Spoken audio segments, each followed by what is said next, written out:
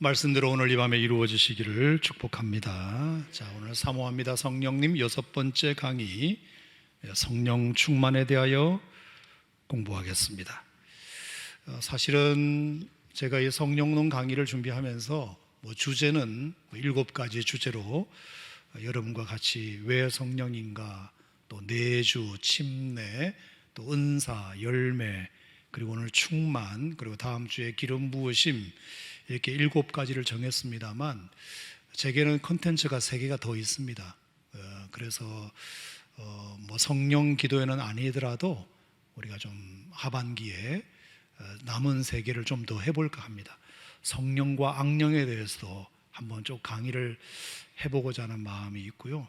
특히 귀신 들림 이런 부분들도 우리가 너무나 헷갈리는 부분이 많이 있기 때문에 한번 기회가 되면 나중에 따로 하반기에 해보도록 그렇게 하겠습니다. 자, 오늘 성령의 충만, 우리가 신앙생활하면서 정말 많이 들어온 주제입니다. 성령 충만 받아야 한다고, 또 성령 충만 받으라고 늘 강대상에 서신 목사님으로부터도 참 많이 들었고, 또 성령 충만하시라고 하는 인사도 늘 우리끼리 주고받았습니다.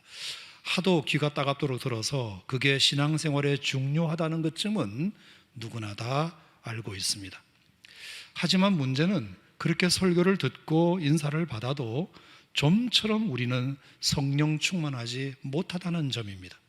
늘 약하고 늘 넘어집니다. 왜 그럴까? 아니, 왜 나는 벌써 신앙생활 한 지 10년이 넘고 20년이 넘었고 30년도 넘었는데 왜 나는 여전히 흔들리고 약하고 넘어질까? 왜 나는 여전히 불쑥불쑥 내 혈기가 올라와 성령의 기운을 막을까? 왜 나는 불쑥불쑥 육체의 소욕이 올라와 성령의 소욕을 잠재울까? 물론 여러 이유로 설명할 수는 있겠지만 저는 그 이유를 우리가 성령 충만이 뭔지 제대로 몰라서이기도 하다고 생각합니다. 그 성령 충만이 얼마나 좋은 것인지도 모르고, 알았다 하더라도 그 성령 충만을 어떻게 받는지, 어떻게 지속 가능한지, 또 무엇이 성령 충만을 방해하고 있는지 등등을 몰라서 그렇습니다. 그러면 왜 모르느냐? 그것은 가르치는 자 책임입니다. 정확하게 바르게 안 가르쳐 드려서 그렇습니다. 이 점에 대해서는 참 죄송하게 생각합니다. 명확하게 읽으라고 똑바로 가르쳐 드렸어야 되는데, 자 봐라 하면서 명확하게 성령 충만이 뭔지 보여드렸어야 했는데, 그대로 잘 살도록 잘 지도해 드렸어야 되는데 그렇지 못한 점 목회자로서 죄송하게 생각합니다. 자, 그래서 여러분, 오늘 이 시간이 참 중요하다고 생각합니다. 대체 성령 충만이라는 것이 뭔지, 그게 얼마나 좋은 건지, 또 어떻게 경험할 수 있으며 어떻게 지속 가능한 경험으로 유지해 갈 수 있는지를 말씀드려보고자 합니다. 지금까지 제 5번의 성령론 강의가 복음적이고 성경적이고 실제적으로 믿어지신다면 오늘 또 여러분의 마음을 활짝 여셔서 이왕 여러분이 예수 믿는 것 그냥 믿지 마시고 좀 뜨겁게 믿으셔서 여러분의 영혼이 성령으로 충만케 되는 이 시간이 되시기를 바랍니다. 사모하면 그 역사가 오늘 이 밤에도 나타날 줄 믿습니다. 골동성전에도 나타날 줄 믿습니다. 유튜브에도 나타날 줄 믿습니다. 자, 그렇다면 성령 충만이라고 하는 것은 뭘까? 신약 성경에 보면 성령 충만이라는 단어가 15번 정도 나오는 걸 확인했습니다. 15번 정도 나옵니다. 누가복음에 4번 나오고, 사도행전에 10번 나오고, 에베소서에 1번 나옵니다. 침례 요한이 성령 충만했다. 그리고 그 어머니 엘리사벳이 성령 충만했다. 그 아버지 사가랴가 성령 충만했다. 예수님이 성령 충만했다. 마가다락방의 120명 문도가 성령 충만했다. 베드로가 성령 충만했다. 예루살렘 교회 성도들이 성령 충만했다. 그리고 7 집사들이 성령 충만했다. 스데반이 성령 충만했다. 바나바가 성령 충만했다. 바울이 성령 충만했다. 그리고 비시디아 안디옥 성도들이 성령 충만했다. 이렇게 누가복음과 사도행전 14번에 성령 충만했다고 기록이 됩니다. 아마 그래서 초대교회 대부분의 성도들이 그런 것을 경험했기 때문에 그 암울하고 박해 많던 시절이었지만 믿음으로 이기고 복음을 증거하는 전도자들이 된 것이 아닌가 생각합니다. 자, 그 모습을 바울이 보았습니다. 그 모습을 바울이 봤습니다.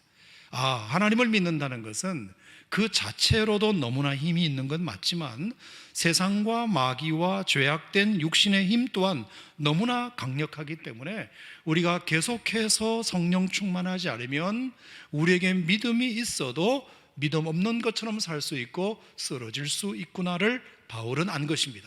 그래서 바울은 에베소 교회에 보낸 편지에서 부디 성령으로 충만하라고, 성령으로 충만해야 한다고 강조하고 있는 것입니다. 물론 우리가 예수를 믿으면 성령이 내 안에 내주하십니다. 이미 말씀드린 대로요.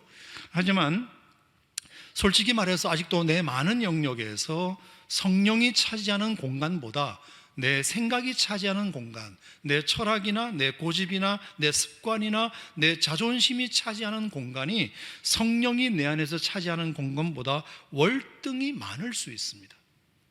그래서 성령께서 내 안에서 어떤 힘도 발휘하지 못할 수 있다는 뜻입니다. 성령이 내 안에 내주하신 것은 맞지만 여전히 내 생각이 성령의 공간보다 더 크기 때문에 내 철학이나 습관이나 자존심이 훨씬 더 많은 공간을 차지하기 때문에 성령께서 내 안에서 어떤 힘도 발휘하지 못하고 있는 상태가 있을 수 있다는 것입니다. 성령이 인격으로 내 안에 오셨지만 주인 되지 못했기 때문에 여전히 손님이시기 때문에 내가 여전히 주인이기 때문에 여전히 나의 이성과 감정과 의지가 더 중요하기 때문에 믿긴 믿지만 믿음의 역사는 나타나지 못하고 있는 것이다. 그러면 성령은 내 안에서 역사하지 못하고 기뻐하지 못하고 근심하시는 것입니다. 여러분 노랫말 가사에도 여전히 내 속에 내가 너무도 많아 당신의 쉴 곳 없네. 여전히 내 속에 헛된 바람들로 주님의 편할 곳 없네. 내 속에 내가 어쩔 수 없는 어둠 당신의 쉴 자리를 뺏고 내 속에 내가 이길 수 없는 슬픔 무성한 가시나무 숲 같네. 바람만 불면 그 메마른 가지 서로 부대끼며 울어대고 쉴 곳을 찾아 지쳐 날아온 어린 새들도 가시에 찔려 날아가고 여전히 내 속에 내가 너무도 많아서 당신의 쉴 곳 없네. 예수를 믿어도 여전히 내가 내 속에 너무 많으니까 주님이 그 안에서 평안을 누리지 못하고 기쁨을 누리지 못하고 뭔가 역사를 일으키지 못하는 상태가 지속되고 있는 것입니다. 그러므로 이 성령은 내주하심으로만 끝날 것이 아니라 이 육신에 붙은 나의 모든 옛 자아가 성령이 정복하시고 성령께서 내 자리를 양보받으심으로써 성령의 인격과 내 인격이 동일시 되기를 원하시는 것입니다. 아멘입니까 여러분? 그래서 바울은 성령의 내주하심을 충만케 하라. 성령의 내주하심을 충만케 하라. 성령이 우리 안에 계신 것으로만 좋게 하지 말고 그분이 내 모든 인격을 완전히 장악할 수 있도록 내어드려라. 성령께 모든 것을 양보해드려라. 그것이 성령 충만하라는 설명이 되겠습니다. 뿐만 아니라 예수 믿는 것은 성령으로 침례받는 것이라고도 말씀드렸습니다. 성령에 잠기는 것이라고 말씀드렸습니다. 자, 그런데 성령 내주의 충만은 성령이 내 안에 임재하셨으나 여전히 내가 더 크기 때문에 성령께서 힘을 발휘하지 못하는 상태라고 말씀드렸다면 성령 침례적 측면에서의 충만은 뭐냐? 우리가 성령에 잠기긴 했으나 무릎만 잠그고 있는 겁니다. 무릎만. 발목만 잠그고 있는 것입니다. 아니 허리까지만 채우고 있는 것입니다. 아니 목까지만 채우고 있어서 여전히 나는 살아있는 것입니다. 여전히 나는 살아있습니다. 완전히 내 머리까지 잠그지 않음으로써 여전히 내가 살아있는 것입니다. 왜? 내가 예수를 믿어도 내가 완전히 죽고 싶지는 않으니까. 그러면 내가 손해보는 것 같으니까, 바보처럼 살게 될 것 같으니까, 때로는 성령의 생각보다 내 생각이 더 옳을 때가 있으므로 최종 판단만은 전적인 내 영역으로 남겨두고 싶으니까, 믿는 척은 해서 목까지는 잠궜지만 내 머리까지 완전히 잠그지는 않는 것입니다. 내 생각은 남겨두는 것입니다. 내 철학과 내 고집은 남겨두는 것입니다. 여차하면 내가 할 생각을 갖고 있는 것입니다. 그러니 여전히 성령으로 침례는 받았으나 고개는 여전히 내민 상태. 그러니 여러분 어찌 그것을 침례받았다 말하겠습니까? 여러분 교회에서 침례받는 장면 보셨지만 고개 내밀고 한 분도 침례받는 사람 없습니다. 완전히 물에 다 잠깁니다. 나는 죽었어. 이제 내 옛자는 이 무덤 속에 나를 장사 지냈어. 그런 뜻이잖아요. 그런데 우리가 그렇게 침례받았음에도 불구하고 여전히 우리 신앙 생활 속에는 내 머리까지 잠그지 아니하고 여전히 내 생각을 남겨두고 내 시선을 남겨둔 상태. 그러니까 여전히 성령 충만하지 못한 것입니다. 완전히 내 머리까지 잠겨야 사도행전 2장에 마가다락방 성도들처럼 자기 말이 아니라 다른 방언으로 말하게 될 텐데, 옛날에는 내 욕심으로 살았지만 이제는 성령의 소욕으로 살 텐데, 옛날에는 내 꿈을 위해서 살았지만 이제는 하나님의 꿈을 바라고 하나님의 꿈을 원하고 하나님의 꿈을 위해서 기도하게 될 텐데, 이것이 우리에게 아쉬운 부분입니다. 사랑하는 성도 여러분, 이제 문제를 직시하셨다면 성령의 내주로 충만하시기를 바라고 성령의 침례로 완전히 머리끝까지 잠그심으로 말미암아 여러분에게 성령이 충만케 되기를 주의 이름으로 축원합니다. 자, 왜 우리가 이것을 원해야 될까요? 왜 이것이 우리에게 중요할까요? 성령 충만이 무엇이 그리 좋아서일까요? 두 가지로 여러분과 함께 설명을 좀 드려보겠는데요. 먼저 성경적으로 한번 성령 충만의 좋은 점에 대해서 한번 설명을 드리고, 또 하나는 실제적인 측면에서 성령 충만이 왜 좋은지를 한번 설명을 해보도록 하겠습니다. 자, 에베소서 4장 27절에 한번 보시면 제게 몇 가지 단어가 이렇게 떠올랐는데, 4장 27절 우리 한번 읽어보겠습니다. 시작. 마귀에게 틈을 주지 마라. 여러분 이게 어떻게 생각하세요? 참 이게 다 마음에 와닿았어요. 마귀에게 틈을 주지 마라. 자, 성령 충만이 왜 우리에게 중요하냐 하면, 성령으로 충만하지 않으면 늘 누구에게 뭘 준다? 마귀에게 틈을 준다. 여러분, 이건 여러분도 원하시는 건 아니잖아요. 마귀는 큰 문이 필요 없어요. 큰 문이 필요 없어요. 아주 작은 틈만 있어도 들어와요. 물보다 입자가 작아요. 공기보다 입자가 작아요. 그래서 약간의 틈만 있어도 마귀는 들어온다는 것을 여러분이 경험으로 잘 아세요.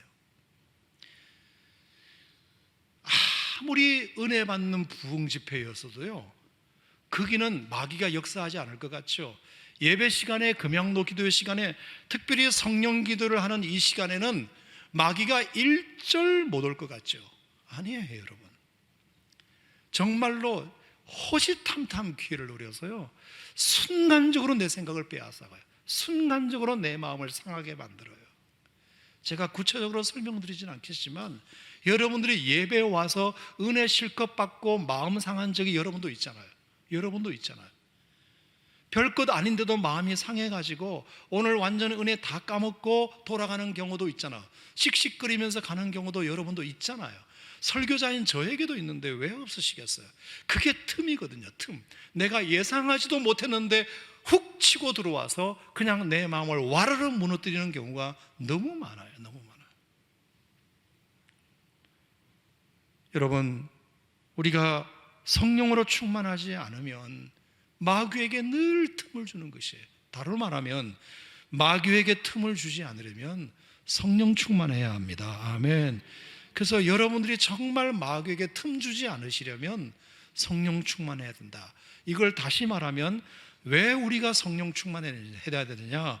성령으로 충만하면 뭐가 좋으냐? 마귀가 일절 틈타지 못한다, 그 뜻입니다. 아멘. 그래서 여러분도 대표기도 시간에 하시잖아요. 마귀 일절 틈타지 않게 해주시고. 우리가 성령으로 충만하지 않으면 절대로 마귀가 틈타지 않습니다. 그게 첫 번째 좋은 점이에요. 자, 두 번째 좋은 점은 5장 10절이에요. 5장 10절. 5장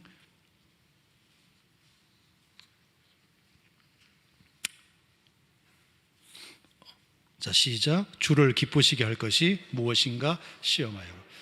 자, 성령 충만할 때 주를 기쁘시게 한다. 저는 이것에 대해서 참 마음에 딱 와닿았어요. 주님이 기뻐하시는 것이 뭘까? 성령 충만이다. 여러분, 경건한 그리스도인 치고 하나님을 기쁘시게 하는 삶을 살기 원하지 않는 사람이 누가 있나요? 다 원하시잖아요. 주님을 기쁘시게 해야 내게도 좋은 일이 생긴다는 것쯤은 상식적으로 알잖아요. 여러분 그렇잖아요. 윗사람을 기쁘게 해야 그 혜택을 나도 받는다는 거 다 알잖아요. 선생님을 기쁘시게 해야 학생이 혜택을 받는다는 거 다 아시잖아요. 우리가 주님을 기쁘시게 하고 싶은데 어떻게 기쁘게 할 수 있느냐? 내가 성령으로 충만할 때 주님을 기쁘시게 한다. 여러분 이게 얼마나 참 와닿는 말씀인지 몰라요. 성령 충만이 왜 좋은 줄 아세요? 성령 충만하면 하나님이 기뻐하시거든요. 아멘입니까 여러분? 아멘. 그 다음에 15절입니다. 15절. 성령 충만하면 뭐가 좋으냐? 15절 시작. 그런즉 너희가 어떻게 행할지를 자세히 주의하여 지혜 없는 자 같이 하지 말고 오직 지혜 있는 자 같이 하여. 저는 다른 건 모르겠는데 이 지혜라는 단어가 마음에 와닿았어요. 성령 충만이 왜 좋으냐? 저는 그렇게 믿어요. 성령으로 충만하면 하나님이 우리에게 넘치는 지혜를 주세요. 넘치는 지혜를 주세요. 그게 좋아요. 여러분, 지식은 누구나 다 가지고 있어요. 검색하면 다 나와요. 이제는 지식이 부재한 시대가 아니에요. 그런데 무엇이 부재한 시대냐? 지혜가 모자란 시대잖아요. 그 지혜는 어떻게 얻는 건가요? 어떻게 얻는 건가요? 성령 충만하면 하나님이 지혜를 주시는 것입니다. 아멘. 여러분, 주님 지혜라고 하는 것이 뭘까요? 저는 17절에서 지혜를 해석하고 싶은데 그러므로 어리석은 자가 되지 말고 주님의 뜻이 무엇인지 이해하라. 지혜라고 하는 것은 나를 향하신 주님의 뜻을 아는 거구나. 주님의 뜻을 알면 그게 지혜로운 거구나. 아멘. 그래서 대학원 석사, 박사 나온 박사학위를 공부한 자녀들도요, 초등학교밖에 안 나온 할머니 권사님, 어머니랑 대화가 돼요. 대화가 돼요.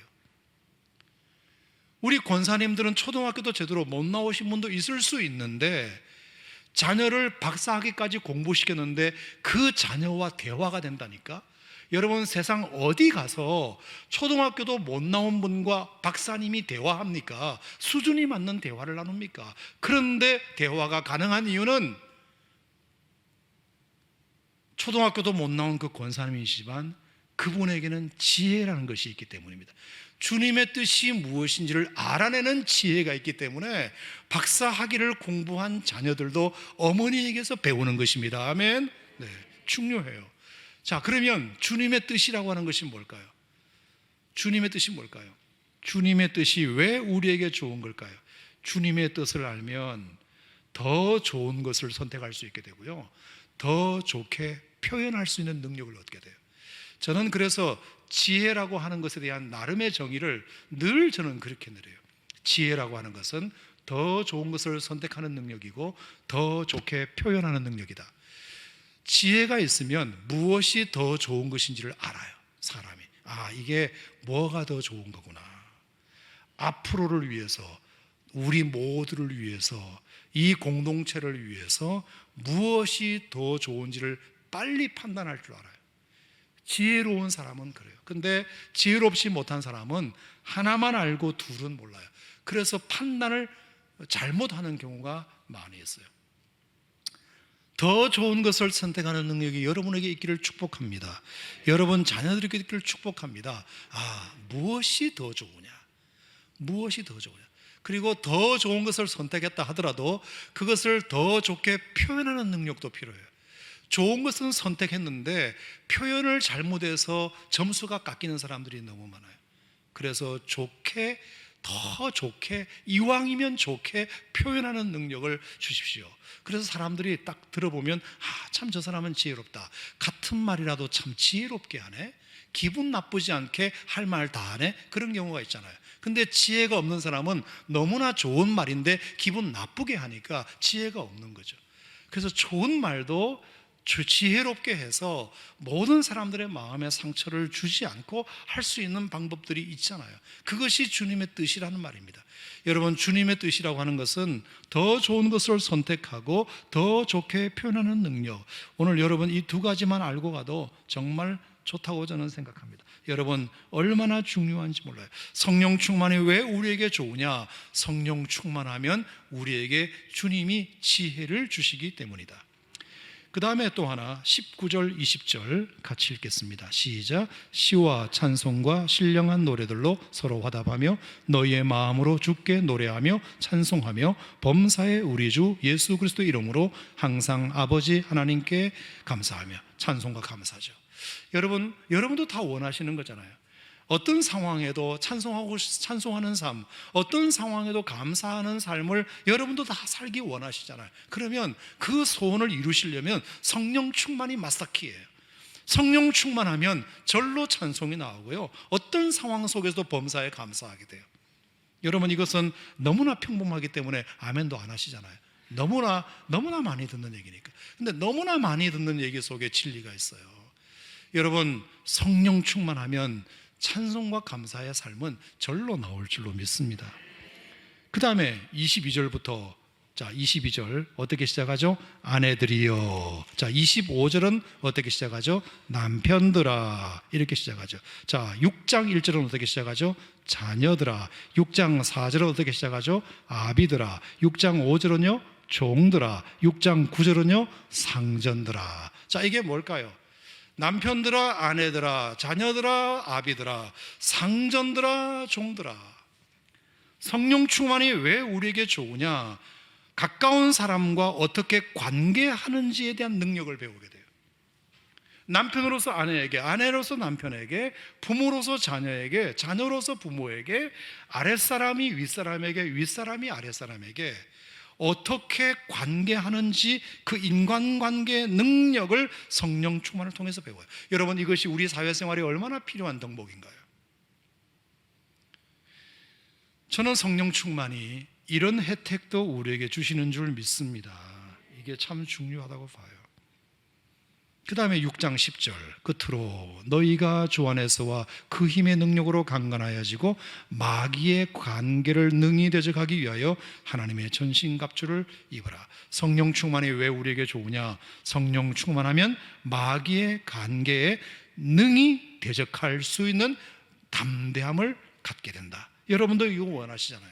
마귀 앞에서 굴복하지 아니하고 마귀 앞에서 하나님의 전신갑주를 입고 강력하게 내가 대항해서 싸우기를 원한다. 이 타락한 세상 문화와 마귀의 관계에 대적할 수 있는, 그래서 영적 전쟁의 승리자가 되는 그런 은혜를 하나님께서 성령 충만한 자에게 주신다. 마지막으로 6장 19절 20절 또 나를 위하여 구할 것은 내게 말씀을 주사 나로 입을 열어 복음의 비밀을 담대히 알리게 하옵소서 할 것이니 이 일을 위하여 내가 쇠사슬에 매인 사신이 된 것은 나로 이 일에 당연히 할 말을 담대히 하게 하려 하심이라. 복음 전도죠. 성령 충만한 사람은 담대한 복음 전도자가 된다. 다 여러분도 원하시는 거잖아요. 정리해 봅시다. 정리해 보면 마귀에게 틈을 안 준다. 성령 충만하면 주님을 기쁘시게 한다. 성령 충만하면 지혜로운 삶을 산다. 성령 충만하면 찬송과 감사가 넘친다. 성령 충만하면 나랑 가장 가까운 사람들과 어떻게 관계하는지를 알게 된다. 그리고 성령 충만하면 마귀의 관계에 대적할 능력을 갖추게 되고, 성령 충만하면 담대히 복음을 전하는 전도자가 된다. 이걸 거꾸로 말하면 그동안 그렇게 하지 못했던 이유가 어디에 있었다? 성령 충만하지 못했기 때문이다. 인정하시면 아멘. 네. 그래서 성령 충만을 기가 따갑도록 말씀하시는 거구나, 목사님들이. 성령 충만하시라고. 왜 자꾸 성령 충만하라? 그 이유를 몰랐는데, 성령 충만해야 마귀에게 틈을 안 주니까, 성령 충만해야 주님을 기쁘시게 하니까, 성령 충만해야 주의 뜻을 분별해서 지혜로운 삶을 사니까, 성령 충만해야 찬송과 감사의 삶을 살고, 성령 충만해야 가까운 사람들과 관계를 잘하고, 성령 충만해야 마귀에게 대적하고, 성령 충만해야 복음을 전하는 전도자가 되기 때문에, 그래서 성령 충만하라고 그렇게 기가 따갑도록 말씀하시는 거구나.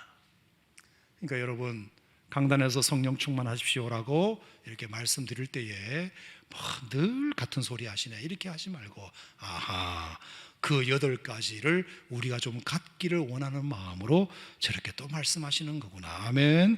여러분, 그렇게 믿으시기를 축복합니다. 자, 이것이 이제 성경적으로 성령 충만이 좋은 이유고요. 이제 실제적으로 한번 얘기해 보겠습니다. 성령 충만이 왜 좋으냐? 실제적으로 너무 좋습니다. 자, 어디서 제가 그것을 좀 힌트를 얻고 싶으냐 하면 5장 18절인데요. 다 같이 시작. 술 취하지 말라. 이는 방탕한 것이니 오직 성령의 충만함을 받으라. 자, 굉장히 엉뚱하게도 성령 충만을 극과 극으로 비교를 하기를 술 취하는 것과 성령 충만을 극대극으로 비교를 해놓고 있어요. 왜 하고 많은 비유 중에 이런 비유를 들었을까? 저도 사실 이게 뭔지를 잘 몰랐거든요. 그런데 지금으로부터 한 수십 년 전에 서울에서 제가 협동 전도사를 어느 교회에서 할 때 중고등부 담당 전도사님이 계시는데 이름을 밝혀도 되죠. 최용 목사님이라고 그때는 전도사님이셨는데 한국 기독교 수양관에서 캠프 지도자로 굉장히 오랫동안 활동하셨고, 저는 그렇게 학생부 설교를 잘하시는 분을 처음 봤어요. 너무 애들에게 딱 맞게 코드를 맞추어서 역시 청소년 지도자는 다르다. 저는 그때 그분과 한 1, 2년 같이 있으면서 정말 많이 배웠어요. 설교는 저렇게 하는 거구나. 그때 하신 전도사님의 얘기가 지금도 잊어지지가 않아요. 이 에베소서 5장 18절 이야기, 술 취하지 말라 방탕한 것이니 성령의 충만을 받으라, 이 얘기를 설교하시는데, 여러분, 사람이 술이 가득 취하면 어떻게 되지요? 한두 잔이 아니라 완전히 떡이 되도록 마셔서 고주망태가 되면 어떻게 되지요? 내가 술을 마시는 것이 아니라 술이 나를 마시는 수준이 되면 어떻게 되지요? 내 안에 술을 퍼붓는 정도가 아니라 내가 술독에 빠진 상태가 되면 사람이 어떻게 되지요? 그러면서 4가지를 얘기하는데 첫 번째, 시간 개념이 없어진대요. 시간 개념이. 난 뭔 얘기인가 싶었어요. 그런데 술 취한 사람은 시간 개념이 없대요.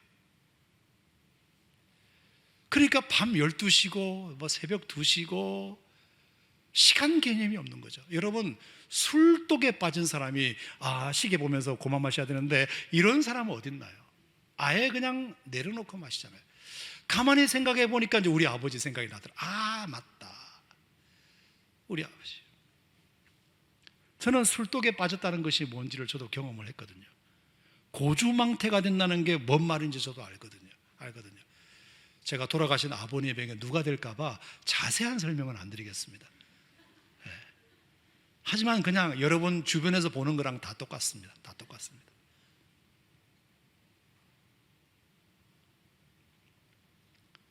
정말 시간 개념이 없어요. 술 중독인 사람이 6시 칼퇴근하는 사람이 누가 있습니까? 밤새도록 시간이 가는 줄 모르고 새벽인지 밤인지도 모르고 마시는 거잖아요. 전도사님이 그 얘기를 하면서 갑자기 확 뒤집기를 하시더니 성령 충만도 그와 같다 이러는 거예요. 그때 확 개념이 왔어요. 성령 충만한 사람은 시간을 안 따진다. 설교가 왜 기냐, 예배가 언제 끝나냐, 절대로 시계 보지 않는다. 새벽이든 밤비는 은혜 받는 자리면 무조건 나간다. 그냥 확 와닿았어요. 여러분, 지금은 이게 그냥 평범한 얘기처럼 들릴 수 있지만 그 당시 저에게는 굉장히 재밌게 들렸어요. 그게 아주 재밌게, 그리고 싹 이해가 되는 거예요. 싹 이해. 그렇구나. 시간이 중요하잖아요. 너무 믿음이 충만하고 성령이 충만하면 시간 아깝다는 생각이 들잖아요. 아깝다. 그래서 제가 고등학교 3학년 때 정말로 공부량이 인생에 가장 많은 그때에 제가 늘 말씀드렸지만 부산 침례병원 전도회 1학기 때는 2번, 2학기 때는 1번 늘 경선이랑 친구랑 기타 하나 메고 가서 찬양 전도를 했던 게 정말 시간 생각했다면 내가 이 찬양 전도하는 시간에 내 친구는 공부하는데 이 생각을 하면 절대로 못해요. 고등학교 2학년도 아니고 3학년인데 그런데 내 안에 그때 성령으로 충만했기 때문에 그 시간이 하나도 아깝지 않은 거예요. 아깝지 않은 거예요. 하고 싶은 거예요. 그냥 하고 싶은 거예요. 그래서 내가 다른 건 못해도 이거 한번 해보자. 그래서 열심히 그 초량동에 있는 부산 침례병원에 가서 매주 그래도 끝까지 학력고사 치는 그 전주까지, 그러니까 주변 사람들도 걱정을 많이 했죠. 아니 참 좋은데 고등학교 3학년이지 않냐, 좀 이렇게 하나님이 니들 마음을 다 아시니까 나중에 대학 가면 하면 안 되겠니, 이렇게 교학교 스님도 말리지만 우리가 워낙 마음이 간절했고 뜨거웠기 때문에 그 친구랑 나랑 그래도 열심히 비가 오나 눈이 오나 가서 그렇게 했던 것이 그게 성령 충만이었구나. 아, 시간 개념이 없구나. 좋은 의미에서. 여러분들은 어떠세요? 오늘 한번 12시 한번 넘겨볼까요? 네. 넘기라고 해도 못 넘겨요. 왜? 설교 준비한 게 별로 안 돼가지고. 네. 그러니까 참, 그러면서 이제 두 번째 그분이 말씀하시기를 술 중독자는 장소를 개의치 않는데, 장소를. 이제 다 이해가 되는 거죠. 아, 시간, 장소 맞아. 물 좋은 곳이 있으면 어디든지 가고, 불원철이라도 술 친구 부르면 달려가고, 대서양을 건너 인도양을 건너 태평양을 건너서라도 술 친구가 부르면 달려갈 거야. 무조건 달려갈 거야. 장소가 중요하지 않아요. 어디든지 그냥 술 친구 있으면 가요. 성령 충만은 뭘까요? 그것도 마찬가지죠. 교회가 멀다고 나오지 않고 그러지 않아요. 제가 초등학교 3학년부터 고등학교 3학년까지 10년 동안 1년에 한 번씩 전셋집을 옮겨다다는 얘기는 말씀을 드렸는데, 고등학교 3학년 때가 가장 이제 못 살았기 때문에 가장 달동네로 올라갔거든요. 저희 교회는 버스 종점 저 밑에 있었고, 저희 집은 뭐 산 거의 꼭대기 있었고, 그러니까 거리도 거리지만 이게 산을 타고 올라가는 거리다 보니까 교회 다니는 것이 참 쉽지는 않았어요. 쉽지는 않았는데 한 번도 교회가 멀다고 생각해 본 적이 없는 것 같아요. 생각이 없어요. 한 번도. 왜 우리 집은 저 높은 곳에 살고 교회는 저렇게 멀리 있고, 이런 생각을 한 번도 해본 적이 없는 것 같아요. 한 번도. 왜? 성령 충만하니까 그 거리가 문제가 안 되더만 하나도, 그냥 기쁘니까, 그냥 교회 가는 것이 즐겁고 교회 갔다 오면 즐겁고 그 마음이 늘 있으니까 그냥 열심히 나가서 예배하고 기도하고 찬송하고 섬기고 그냥 교회 가는 것이 늘 즐겁고 그랬던 것 같아요. 장소를 개의치 않는다는 말이 그 전사님 얘기를 들으면서 그냥 확 마음에 저의 지난 날들이 생각나면서 맞다. 그리고 세 번째, 술 취한 사람은 돈 쓰는 걸 개의치 않아요. 돈 쓰는 거. 술값 계산하면서 술 마시는 사람은 술 좋아하는 사람이 아니죠. 수백만 원이라도 그냥 긁어버리잖아요. 성령 충만도 마찬가지. 주님을 위해서 드리는 것이 아깝지 않게 늘 더 드리고 싶은 마음이, 드릴 것이 없어서 안타깝지 드릴 것을 아까워하지는 않는다. 이게 성령 충만한 사람의 모습이죠. 그 다음에 네 번째가 체면을 개의치 않는데, 체면. 술이 취하면 아무데나 오줌 싸고요, 아무데나 고성방가하고요, 그래요. 성령 충만하면 박수 치는 것, 손 들고 율동하는 것, 국수봉사 설거지하는 것, 이것에 대해서 내가 누군데, 내가 사회적으로 누군데, 내가 나가면 사장인데, 절대로 그런 마음이 없어요. 우리가 5월달 마지막 주일날 여러분 다 교회 청소하셨잖아요. 제가 이렇게 가만히 뒤에서 보면서, 아, 저분은 그래도 바깥에 나가면 참 그래도 사장님 소리 듣는 분이신데, 그런데도 너무나 즐겁게 유리 닦고 바닥 닦고 이런 모습을 보면서 성령 충만한 거죠. 우리 장로님들이 매주 토요일 아침에 청소하시거든요. 사실 전국교회 그런 교회가 그렇게 많지 않다고 생각해요. 하지만 늘 그래도 교회 청소하고 이렇게 섬기는 그 모습이 참 마음에 감동이 되죠. 제가 수년 전에 그 독일의 라이프치히에 부흥 집회를 한번 갔던 적이 있는데, 목사님하고 집회 끝나고 밥을 먹는데 저기서 설거지하는 자매를 이렇게 보라 그러면서 저 자매가 누군지 아느냐고. 글쎄요, 뭐 열심히 설거지는 하는 것 같은데, 저 자매가 독일에서, 아니 유럽에서 3대 오케스트라의 속에 들어가는 게반트 하우스 오케스트라가 있는데, 뭐 베를린 필하모니 뭐 이런 거 있잖아요. 게반트 하우스 오케스트라가 있는데 거기에 바이올린 무슨 뭐 펄스트 뭐라 정확하게 내 이름 모르겠는데 하여튼 악장이래. 우리나라 동양인으로서 유일하게, 처음으로 유일하게. 그런데 교회에 오면 하나도 티를 안 내고 저렇게 설거지를 열심히 한다고 그 얘기를 목사님이 살짝 해주시더라고요.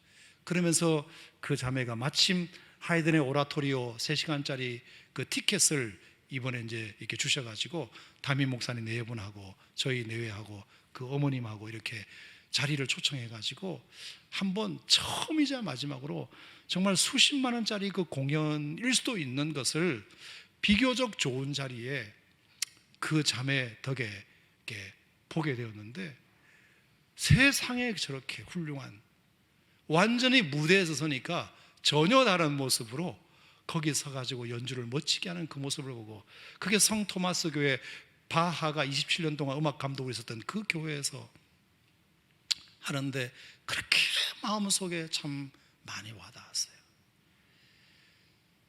자기 체면 하나도 생각하지 않고 그냥 성령 충만하니까 주님을 위해서라면 뭐든지 섬기고 봉사하는 그 모습이, 그게 성령 충만이구나. 그래서 시간, 장소, 물질, 체면, 이 4가지를 그 전도사님이 얘기하는데 마음에 와닿았어요. 이게 실제적으로 우리가 생각해 볼 수 있는 거잖아요.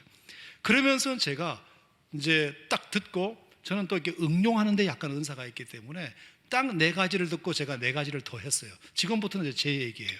자, 그래서 생각을 해보니까, 술 취하면 그것만 있는 게 아니라 감정의 기복도 심하다. 감정의 기복. 술 취하면 여러분, 갑자기 사람이 웃었다가 갑자기 울었다가 막 그래요. 그래서 웃어도 너무 크게 웃고요, 울어도 너무 크게 우는 게 술 취한 사람들이에요. 감수성이 풍부해져요. 성령 충만하면 기쁠 때 한없이 기쁘고 슬플 때 한없이 슬프고, 이 슬프다는 말은 하나님의 일을 하면 그렇게 기쁘고 죄가 깨달아지면 그렇게 슬프고, 내 마음에 영적 감수성이 뛰어나서 하나님의 은혜를 경험하고 하나님의 일을 하게 되면 그렇게 세상의 그 어떤 것보다도 기쁘고, 그리고 내 안에 어떤 죄가 발견되면 그것에 대하여 심히 통각하며 정말 자기 부모 죽은 것보다 더 심히 통곡하면서 자신의 죄를 가슴을 치며 한탄하는 그 모습이 성령 충만하는 사람들에게 있을 수 있다, 그런 생각을 했어요. 두 번째, 성령 충만하면 이성을 잃어요. 좋은 의미에서 이성을 잃잖아요. 성령 충만하면 술 취하면 성령을 잃어요. 이성을 잃어요. 성령 충만하면 자신의 고통을 잊어버려요. 자신의 슬픔, 자신의 어떤 그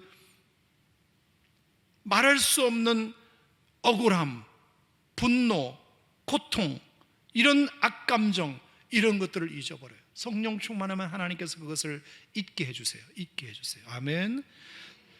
술 취하면 세 번째, 용기가 생겨요. 용기가 생겨요.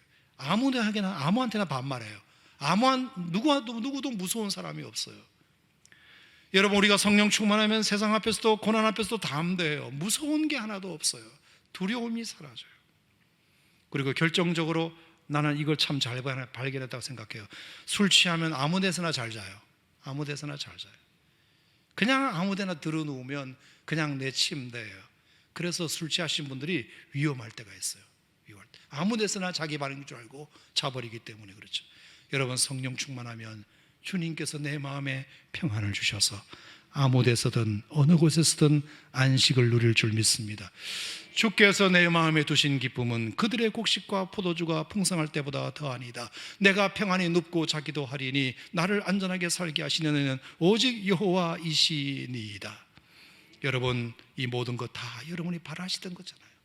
여러분이 신앙생활하면서 그런 게 없어서 안타까웠잖아요.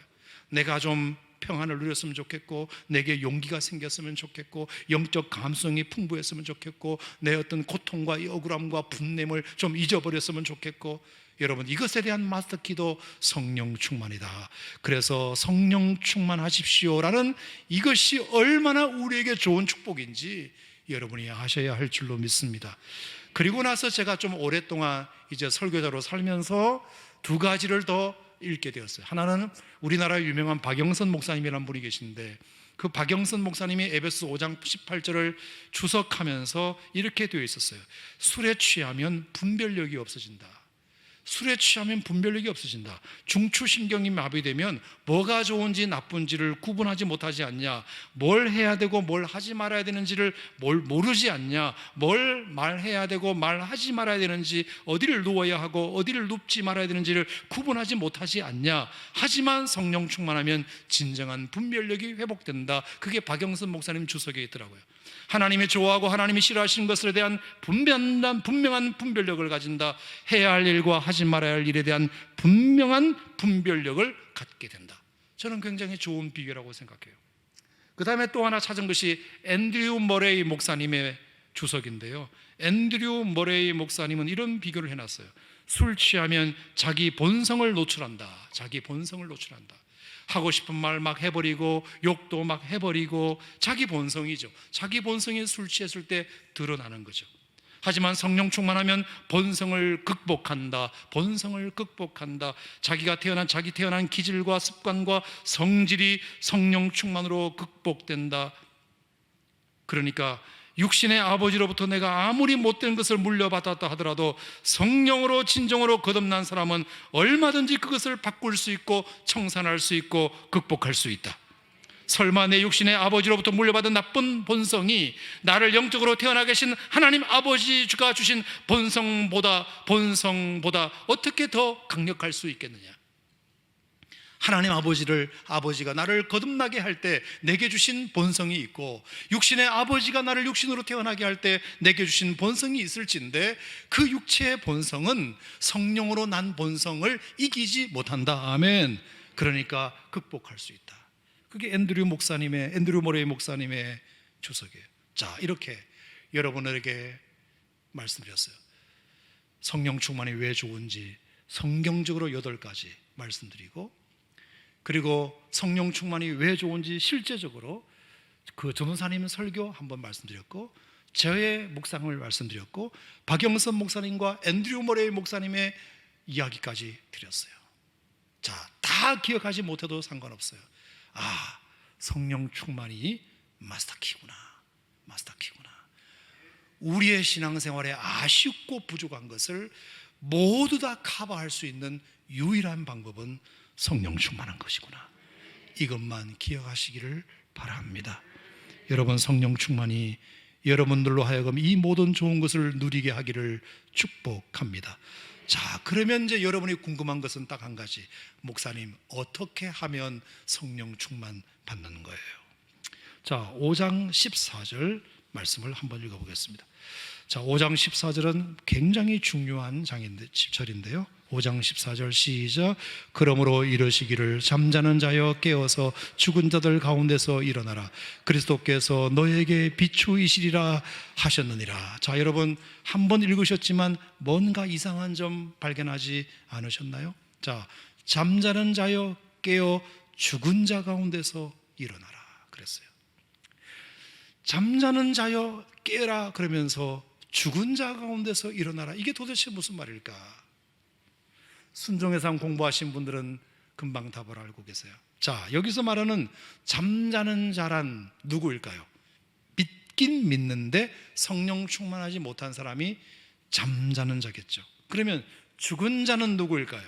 아예 믿지 않는 자겠죠. 그러면 믿긴 믿는데 성령 충만하지 못한 사람에게 이르기를 잠자는 자들아 믿음 없는 죽은 자들 가운데서 일어나라 이렇게 말하고 있어요. 여러분, 이게 무슨 말일까요? 예수 믿으면서 잠들어 있는 자는 뭐와 같다? 죽은 자와 같다. 안 믿는 자와 같다. 여러분, 이건 굉장히 충격적인 말씀이에요.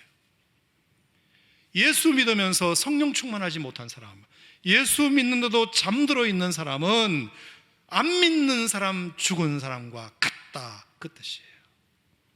여러분, 억울하지 않으세요? 하지만 이것은 사실이에요. 이에 대하여 요한 웨슬레는 무엇이 잠자는 것인지 7가지로 그의 책에서 설명했어요.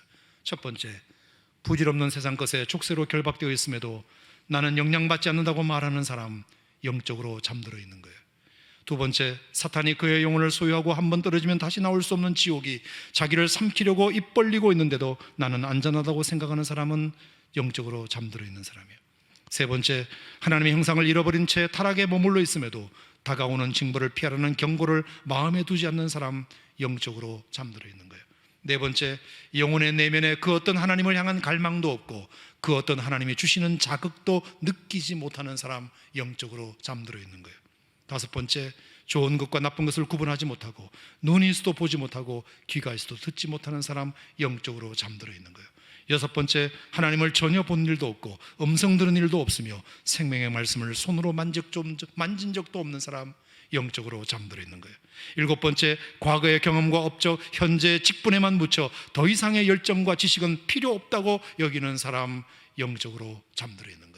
7가지 중에 한 가지로도 해당되거들랑 내가 영적으로 잠든 줄 아시고 죽은 자 가운데서 일어나시기를 바랍니다. 죽은 자 가운데서 일어나야 합니다. 그렇게 살면 그는 안 믿는 거나 같은 것이다. 믿지 않는 사람이나 다름없다. 이 사람은 죽은 사람이나 다름없다. 믿는 자가 잠들어 있는 것은 안 믿는 자가 죽은 것이나 다름없다. 그러니까 거기서 나오라, 거기서 구별되어라, 떨어져라, 그 뜻입니다. 믿는 자와 믿지 않는 자가 함께 섞여가지고 도대체 믿는 자인지 안 믿는 자인지 구별지 못하는 삶을 살지 말고 구별되어라, 구별되어라. 그것이 성령 충만하는 첫 번째 방법이다. 여러분, 우리가 구별된 삶을 사는 것은 얼마나 중요한지 모릅니다. 여러분, 이건 자세한 설명을 드리지 않아도 여러분 잘 압니다. 내가 어떻게 지금 섞여 있는가, 구별된 삶을 사는가, 내가 지금 완전히 혼동되어 있는가, 아니면 구별되어 있는가. 천지 창조 때 땅이 혼돈하고 공허하며 흑암이 기쁨이 있었다. 천지 창조는 혼돈된 것을 구별해내는 것이었습니다. 정리해내는 것이에요. 땅과 바다가 함께 섞여 있을 때에 묻히 그 바다에서 드러나게 하셨잖아요. 빛을 어두움에서 분리시키셨잖아요. 뭔가 구별해내는 거예요. 뭔가 구별해내는 거예요. 그것이 하나님의 창조예요. 그것이 성령 충만한 것이에요. 여러분, 가만히 여러분의 삶을 돌아보세요.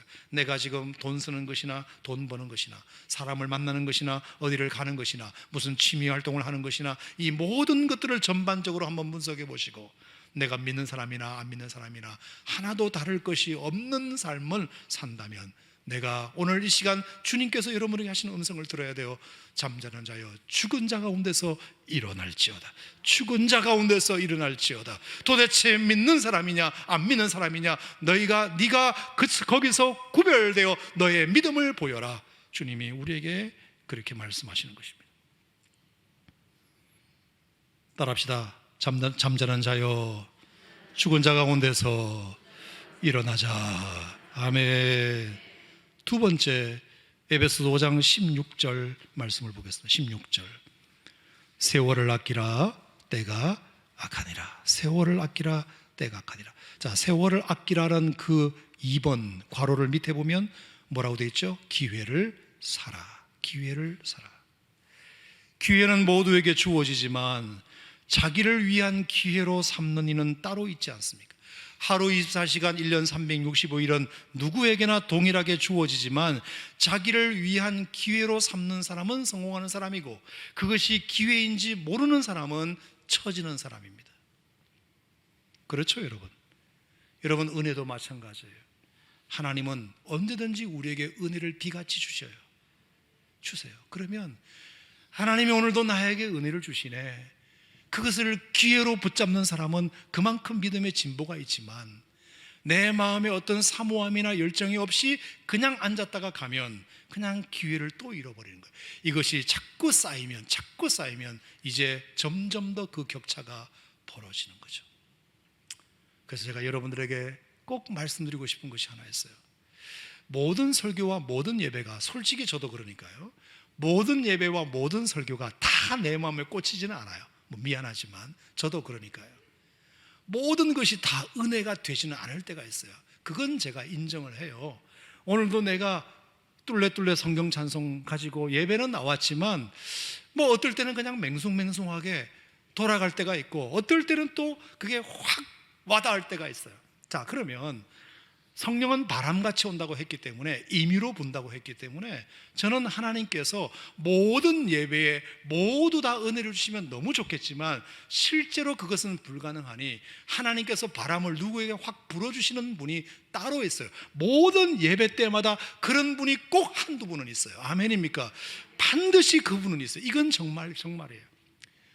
수백 명이 앉아 있어도 유난히 그분에게 은혜가 되는 분이 있고, 완전히 저 말씀은 내 말씀이야, 오늘 완전히 나를 위해서 준비된 예배인가 봐, 이렇게 생각하시는 분이 꼭 한두 분은 있어요. 어느 예배든지 그래요. 어느 누가 설교해도 마찬가지예요. 그러면 제가 그분에게 부탁드릴게요. 그때가 성령 충만의 기회를 잡을 때예요. 그러면 여러분이 이렇게 하세요. 오늘 유난히 내게 그 말씀이 은혜가 된다, 유난히 오늘도 내게 도전이 되고, 뭔가 내 마음에 꽂힌다. 그러면 성령 충만의 기회를 주신 줄 알고 좀 더 예배 끝나고 그 자리에 머무르셔야 돼요. 굉장히 중요해요. 저에게 그런 경험이 있기 때문에 그래요. 자, 그래서 어떤 은혜를 주실 때 여러분의 마음에 딱 오늘 뭐가 딱 왔다, 필이 왔다, 느낌이 왔다, 감동이 왔다, 도전이 왔다. 그러면 하나님이 오늘 나를 잡으시는구나. 그러면 딱 그 자리에 예배 끝나고 축도 끝났다 하더라도, 옆에서 남편이 툭툭 친다 하더라도, 여러분 국수가 부르튼다 하더라도, 국수 다 먹고 설거지 끝났다 하더라도 국수 한 번 안 먹으면 어떻습니까? 이런 기회가 여러분 인생에 몇 번 온다고. 그러니까 제발 여러분, 예배 끝나고, 우리 교회도 그런 분들이 계세요. 더러 예배 끝나고 후주가 다 끝나고 악기 다 끝났는데도 그냥 예배당에 앉아서 눈물로 기도하시는 분들이 계세요. 근데 지나가면서 국수 안 먹으러 가? 그만해. 지은 죄가 많아. 왜 이렇게 오래를 기도해? 제발 좀 그러지 마세요. 그분은 지금 성령 충만의 기회를 하나님이 주셨다는 느낌을 가지고 이 기회를 붙잡고 싶은데, 지나가다가 정말로 무례하게 툭 친다거나 빨리 집에 가자거나. 언제부터 우리 한국교회는 예배 후에 기도를 오래 하면 이상한 눈으로 쳐다보는 문화가 생겼어요. 안 좋은 일 있나? 혼자 은혜 다 받았나? 빈정거리는 거예요. 아이, 은혜는 혼자 다 받네? 이런 거. 얼마나 그게 무례한 말인지 몰라요. 나는 그런 은혜를 못 받은 것에 대해서 부끄러운 줄 알아야지. 어떻게 오늘도 은혜 받고 그 은혜를 자기 것으로 만들기 위하여 성령 충만의 기회로 삼는 그분을 함부로 평가하고 정죄하고 뚝뚝 치고 지나가고. 내가 그래서 악기하는 사람이나 좋은 사람들이나 사역자들에게 신신당부하는 게 그거예요. 예배 끝나고 단 한 사람이라도 기도하는 사람이 있을 때 조심해라. 악기 튜닝하지 마라. 조용히 나가라. 그 사람은 지금 하나님과 1대1로 대면하고 있는데 앞에서 떠들고 나가고 잔소리하고 시끄럽게 굴면 도대체 그게 뭐냐? 제가 왜 이 이야기를 자꾸 드리냐면, 출애굽기 33장 11절에 보면 모세가 자기 친구와 이야기함 같이 하나님과 대면했다 그랬죠. 근데 그 모세가 하나님과 대면하고 그리고 자기 진으로 돌아갔으나 누가 남았다 그랬나요? 여호수아는 회막을 떠나지 아니하니라. 아멘. 여호수아는 그걸 떠나지 않았어요. 이게 뭐냐면 자기 스승인 모세가 하나님과 자기 친구와 대화하는 것을 여호수아가 회막 밖에서 본 거죠. 너무 그게 부러워 보이는 거예요. 어떻게 거룩하신 하나님과 친구처럼 대화할 수 있을까? 그 회막 안에 그 기운이 남아있는 가운데 모세가 집으로 돌아간 그 모습 뒤에 자기가 그 여운이라도 느껴보려고 여호수아는 그 회막을 떠나지 않았다고 되어 있거든요. 출애굽기 33장 11절에 하나님이 우리에게 특별히 은혜 주시는 예배가 있어요. 모든 예배가 다 그러면 좋겠지만 저도 해보니까 꼭 그렇지만은 않더라고요. 그런데 어느 예배는 정말 생각지도 않고 나갔는데 오늘 어떻게 구구절절 하시는 말씀이 완전히 나 혼자 들으라고 하시는 말씀이네. 그러면 그때가 성령 충만의 바람을 일으키는 때라고 믿으시고, 제발 부디 플리즈 집에 가지 마시고 단 몇 분이라도 그 자리에 앉아서 성령께서 여러분 안에 충만히 임하는 시간을 주님께 드리시기를 바랍니다. 그러면 그때부터 여러분의 삶이 굉장히 달라지는 모습을 보게 될 거예요. 그 안에 가득 찬 성령님 충만히 임해서 정말로 이제 예배당 바깥을 나가면 국수 안 먹어도 배가 부르고 바깥 공기가 달라 보이고 사람들이 다 예뻐 보이고 누구를 만나도 할렐루야가 나오는, 아멘, 그런 은혜를 여러분 한 번은 경험해야 될 것 아닙니까? 아멘입니까 여러분? 이것이 우리에게 정말로 필요해요. 오늘부터 여러분 이 예배부터 저는 이 예배도 분명히 금양로기도에 하나님이 예비하신 영혼이 분명히 있으리라 믿어요. 그분이 여러분들에게 여러분이 주인공이 되시길 바라고, 주인공이라는 사실이 믿어지면 오늘 시간 기도할 때 뜨겁게 기도하시고 성령께서 여러분에게 은혜 주시고 감동 주시면, 아하, 주님이 오늘 나를 붙잡으시나 보다, 손 뿌리치지 마시고 조금 더 앉아서 성령께서 내 마음속에 충분한 은혜를 주시도록 여러분이 그렇게 하시면 오늘 여러분이 집에 돌아가는 발걸음이 그 어느 때보다 더 가볍고 여러분에게 어떤 환난과 역경이 온다 하더라도 충분히 이겨낼 것 같은 능력이 여러분의 삶 속에 분명히 생기리라 믿습니다. 굉장히 실제적으로 여러분에게 말씀드린 겁니다. 마지막으로 세 번째, 모여서 기도해야 됩니다. 성령 충만은 역시 기도 외에는 다른 방법이 없습니다. 사도행전 1장 14절에 보면 모인 120명의 무리들이 더불어 마음을 같이하여 오로지 기도에 힘썼다. 역시 모여서 함께 기도할 때 성령이 불같이 마가다락방에 임했던 것을 우리는 기억합니다. 기도할 때 성령이 임해요. 기도할 때 혼자 기도할 때가 아니라 모여서 기도할 때, 함께 모여서 기도할 때. 혼자는 잘 안 돼요. 모여서 함께 마음을 같이하여 더불어 오로지 기도에 힘쓰면 마가다락방의 120명의 성령께서 강하게 충만히 역사하셨던 것처럼 저와 여러분에게도 오늘 이 밤에 그런 일이 일어날 줄로 믿습니다. 뿐만 아니라 우리가 기도해야 되는 두 번째 이유는 성령 충만을 받기 위해서이기도 하지만 성령 충만을 지속하기 위해서이기도 합니다. 제가 아까 잠깐 빠뜨렸는데 술 취함과 성령 충만이 비교되는 또 하나가 있어요. 그게 뭐냐? 아무리 술에 취해도 하루 지나면 깬다는 것입니다. 깬다. 멀쩡해진다는 겁니다. 멀쩡해진다. 아무리 술이 고래가 되어도 다음날 아침에 일어나서 해장국 한번 먹어버리면 깔끔하게 다시 돌아온다, 이 뜻입니다. 성령 충만도 마찬가지예요. 우리가 오늘 성령 충만을 아무리 뜨겁게 받아도요, 하루 지나고 깨버리면 다시 돌아와요. 그래서 성령 충만은 현재 진행형이에요. 오로지 성령의 충만을 한 번 받은 것이 영원히 가는 것이 아니에요. 매일매일 성령 충만을 위해서 기도해야 돼요. 매일매일. 그렇지 않으면 어떻게 될까요? 금방 깨버려요. 엘리야 보세요. 엘리야가 850명의 바알과세를 섬기는 선자들과 그렇게 갈멜산에서 위대한 기도 대결을 벌여 승리했음에도 불구하고 그 다음날 어떻게 되었나요? 로뎀나무 밑에서 차라리 나를 죽여달라고 믿음 없는 소리 하고 있는 거 보세요. 다윗이 아무리 위대한 승리를 거두었어도 성령 충만이 사라지니까 한 여인의 목욕 장면에 그냥 넘어가는 것을 보세요. 베드로가 아무리 수제자고 많은 경험을 행했어도 성령 충만이 사라지면 예수님을 부인하게 되어 있고, 가룟 유다가 아무리 똑똑해도 성령 충만이 사라지면 예수님을 팔아먹게 되어 있어요. 지속 가능하지 않아요. 술 취한 사람은 늘 취하는 것이 아니에요. 금방 깨요. 성령 충만도 마찬가지. 그래서 늘 깰 수 있다. 그러면 우리가 그래서 계속 기도해요.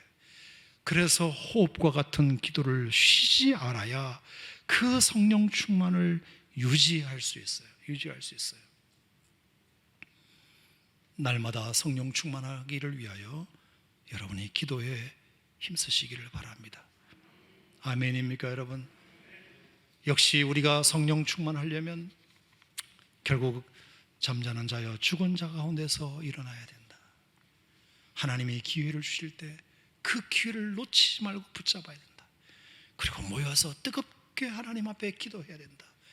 그러면 반드시 하나님께서 누군가에게 성령을 불같이 부으셔서 내 가슴이 뜨거워져서 정말 내 심장이 터질 것 같은 마음으로 하나님을 사랑하는 마음이 생겨서 이제 무엇을 해도 기쁠 것 같고 무엇을 해도 이길 수 있을 것 같고 누구를 만나도 즐겁고 어떤 상황이 와도 내 마음의 우울함이 사라지고 내 마음의 평안과 안식이 찾아오는, 무엇을 맡겨도 능히 해낼 것 같은 능력 하나님이 우리에게 허락하시리라 믿습니다. 이 성령 충만이 여러분에게 임하시기를 축복합니다. 축복합니다. 다 같이 자리에서 일어나셔서